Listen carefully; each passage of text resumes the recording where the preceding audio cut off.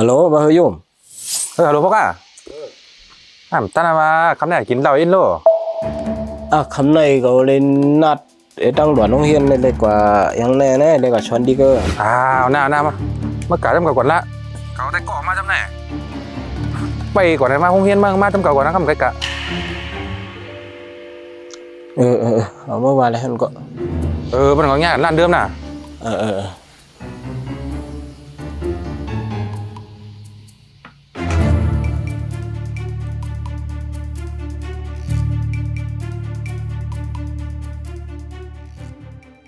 ไม่บอกวะหลักการมันมาดูหน่อย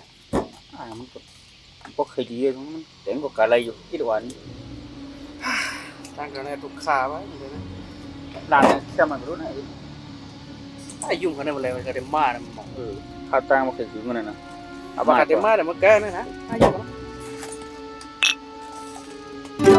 เขามาเลยเป็นทั้งแต่ก่อนนั่นละมาเอาเฮ้ผมไปถึงแล้วมารถไปเมื่อไกลวะไม่พวกรถติดนะมันนี่ก็มีแต่ก่อนเดี๋ยวมาปั่นหุ่นจักพ่อกะสิพ่อกะมานั่งก่อนก็นั้นกำไปอุบกันนั่ง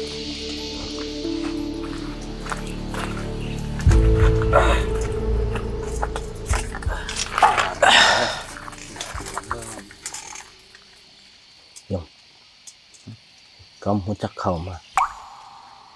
เมื่อกินกันละกำหูจักกันก็เลี้ยววะไอ้โก้นั่นแหละได้ไม่อย่าพูดนำหรอกเคยได้กินทั้งก็ไหนฮัลโหลมึงสั่งเต็มตีละคือหึงนานๆเท่านี้กันพวกไหนกินเชียงก็เปียดมาหัวคึกแรกนี่ให้ลูกจำกระเด็นฉากกันตัวเกี่ยวนะไอ้น้องทำกับเขาอีนู้เอามาปักกว่าแค่สองไว้น่ะกว่าเถื่อตรงไหนมาเหรอขำอะไรก็ได้ให้เรากูวัดดีกว่า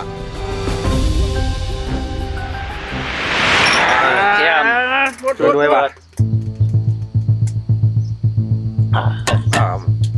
ไอ้เขียมอะก็บัวมั้งพักกับยังไม่สั่งว่าเมื่อกี้นี่ใส่กล่องมาขึ้นละบัวอะไรไอ้กำกินไรเหรอเก่ามือกล่องเตรียมปนันป้อของเราปนันบัวกันขี่ก้างขี่ก้างในมึกนั่งดื่มนั่นแหละไปทั้งนั้นวันนั้นคาเดเขก้าวกับวันนั้นนะไอ้ยุ่งเขาเจอกันออกเจ๋งกูปองกันเลยนะมั้งวันนั้นไงเคยวันนั้นนะอ่านหนานั่นนะ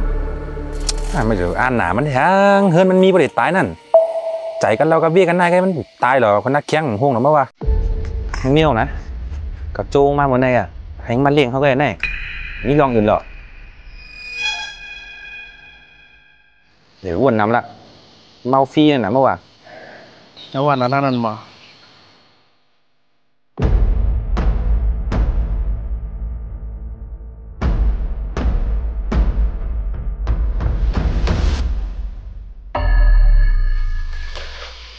เจอกว่ายุ่มมั่มหรือว่าน้ำไอ้จ้องว่าจัดป่านมาเลยมองนายก็ได้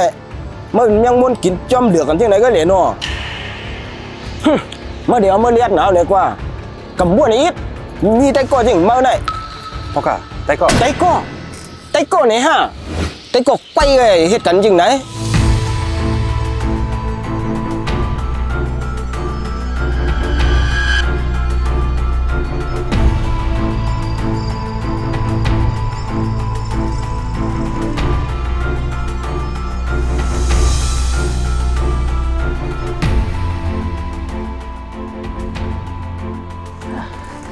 ก็ว่าเยอะช่วยกันออกให้ก็เยอะนั่นนะที่สิกับว่าเอาเจ๋งกูปอกนั่นน่ะ